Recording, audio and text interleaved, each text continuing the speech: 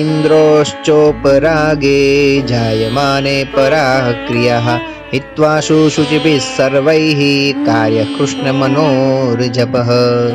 શ્રીજી મહારાજે શિક્ષાપત્રીમાં કહ્યું છે કે અમારા આશ્રિતોએ સૂર્યગ્રહણ કે ચંદ્રગ્રહણ સમયે તમામ ક્રિયાનો તત્કાળ ત્યાગ કરીને ભગવાનના મંત્રનું જપ કરવા માટે બેસી જવું. તેમજ એના પછીના શ્લોકમાં જ મહારાજ કહે છે કે જાતાયામથ તન્મુક્તૌ કૃત્વા સ્નાનમ સચેલકમ દેયમ દાનમ ગૃહી જનૈઃ શક્યાન્યસ્ત્વર્ચ્ય ઈશ્વરઃ. ગ્રહણની સમાપ્તિ સમયે ત્યાગીઓએ ભગવાનની પૂજા કરવી અને ગૃહસ્થ ભક્તોએ દાન કરવું. તો આ આજ્ઞા પ્રમાણે આપણે ભગવાનનું ભજન કરવાનો લાભ લેશું.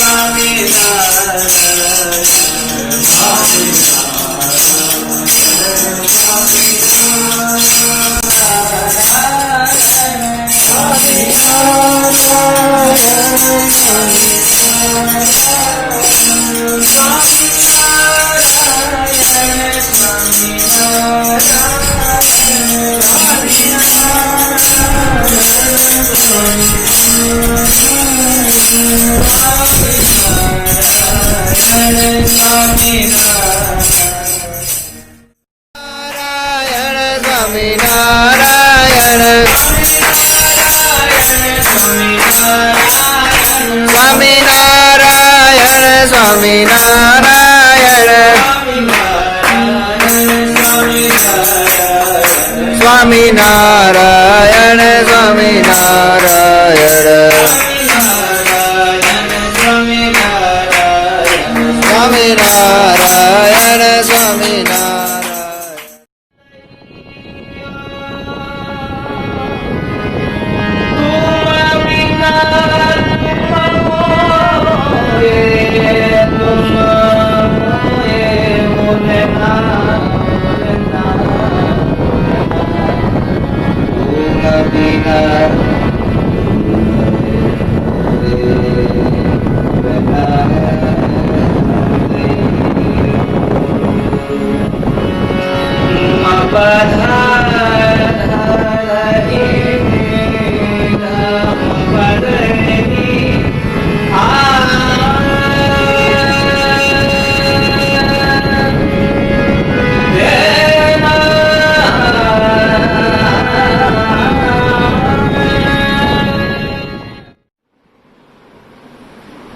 મહારાજ શાબાશી આપે છે. કોને શાબાશી આપે છે એ મારે તમને કહેવું છે.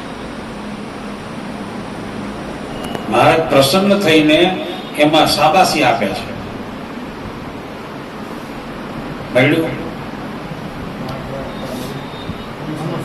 પહેલો પ્રશ્ન વાંચો.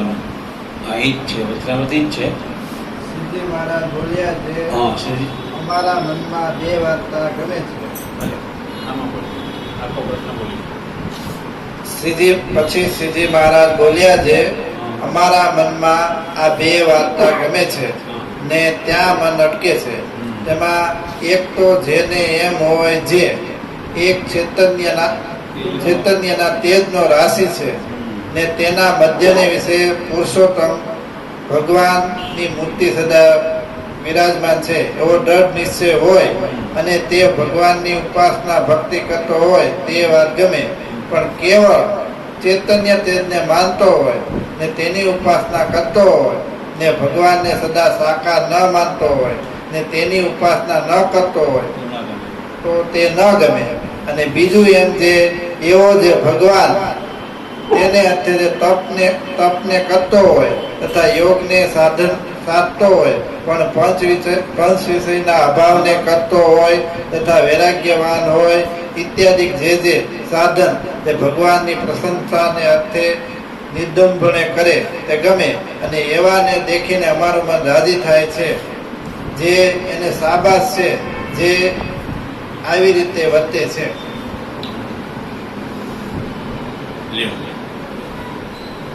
આમાં શું સમજાવું?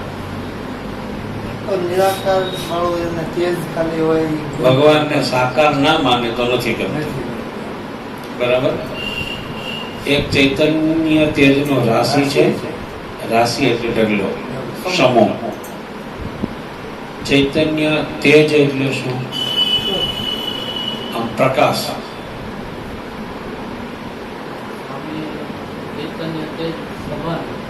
હા, ચૈતન્ય તેજ. તેજ એટલે ગુણ.